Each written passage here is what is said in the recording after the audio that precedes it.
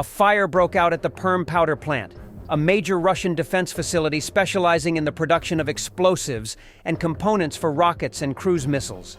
This is reported by local media. According to reports, explosions were heard and smoke was visible on the plant's grounds, which are part of the Warthog Defense Corporation. About 50 employees evacuated the plant on their own, with no preliminary reports of fatalities or injuries.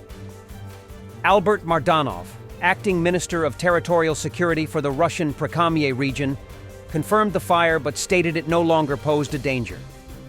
He added that the flames had been localized by 7:15 p.m. The Perm powder plant is one of Russia's largest defense enterprises, specializing in the production of powders and explosives for defense needs, as well as the civilian market. The plant produces components for more than 100 weapon systems. In particular, ammunition for systems such as Grad and Smerch multiple launch rocket systems, as well as anti-aircraft missiles for air defense. The plant also manufactures components for sea-based cruise missiles, including those launched from submarines and air-to-surface anti-ship missiles. Last month, Militarny reported that a significant fire had broken out at the IPMCE, which was associated with the Russian defense industry. The blaze occurred late in the evening on February 19th in an administrative building located on Varshavskoye Shosсе in Moscow. The fire spread across an area of 1,500 square meters and was intensified by the explosion of gas cylinders inside the building. The roof collapsed during the incident. Over 170 emergency personnel and 50 pieces of firefighting equipment were deployed to the scene, with a fire helicopter dropping over 400 tons of water to contain the flames. Despite these efforts, the fire continued through the night. By 8 a.m. on February 20th, the Russian Emergencies Ministry reported that the fire had been successfully extinguished. The institute is involved in critical defense and security work.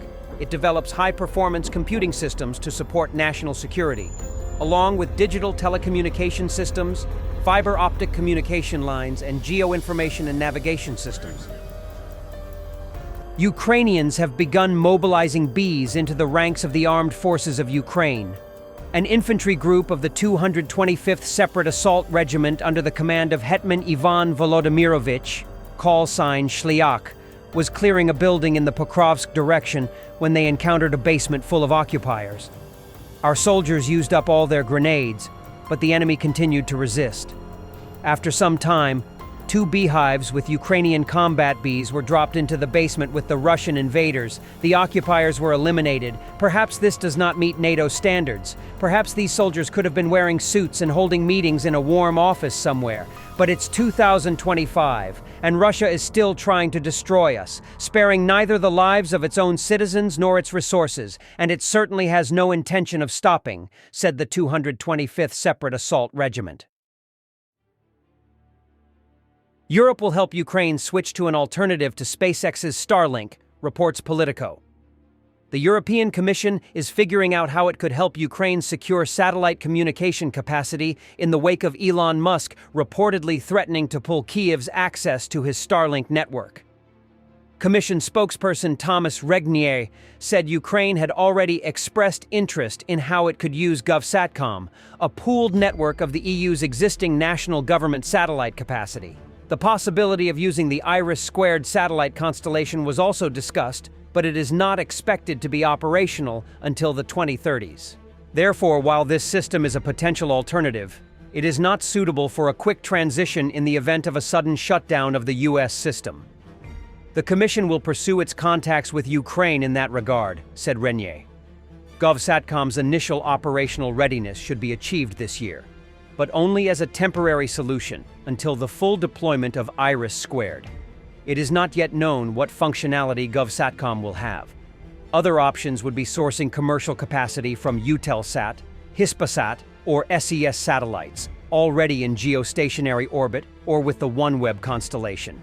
Kyivstar, Ukraine's largest mobile operator, will be the official representative of the British company OneWeb in Ukraine. OneWeb owns a constellation of satellites to provide broadband internet connectivity and is an alternative to SpaceX's Starlink. OneWeb has its own satellite network and can provide high-speed satellite internet, including in non-standard conditions. On February 9th, 2023, Militarny reported that SpaceX had taken steps to prevent Ukraine's military from using the company's Starlink satellite internet service to control drones in the region in the war with Russia.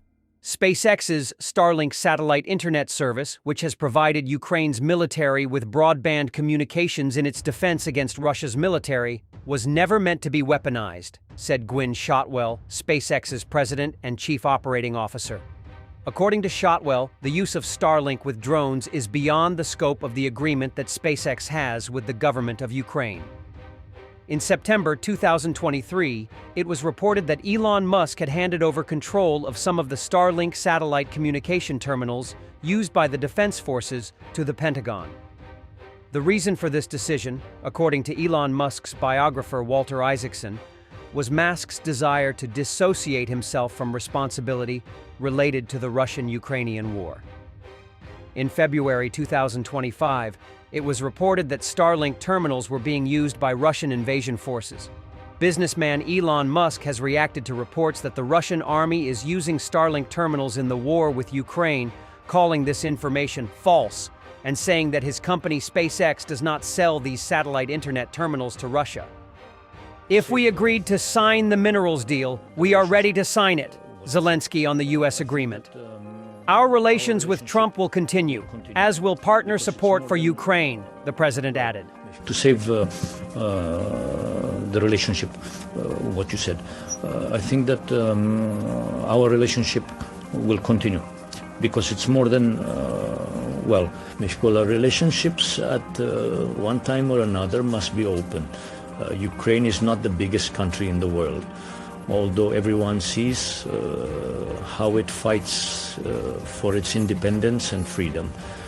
We are grateful to the people of the United States of America. In principle, Eve or all of us, because all the societies of those countries that support us. We are really very, very grateful to them. And we have always had bipartisan support. And I think that support will continue at an equal level, because Ukraine's failure is not just success. Because this is not Putin's success, it is Europe's failure, it is the failure of the United States of America. I think we are all interested in not giving Putin the opportunity to win. Because therefore today's meeting here, and you see how Europe has united. And to be honest, I would like to thank the people, because today here on the streets, and yesterday when I had a meeting with Prime Minister Starmer, well, everyone is on Ukraine's side. The society is very influential on the politics of any country. Thanks for watching, and don't forget to subscribe. Also, if you want to support Warthog Defense, please become our member and get early access to new videos, exclusive members-only videos, and become administrator in comment section. The membership link is in the description. Rescues every day. We had a guy last week, it's 6 rescues in 6 days. You know, he's doing the job every day.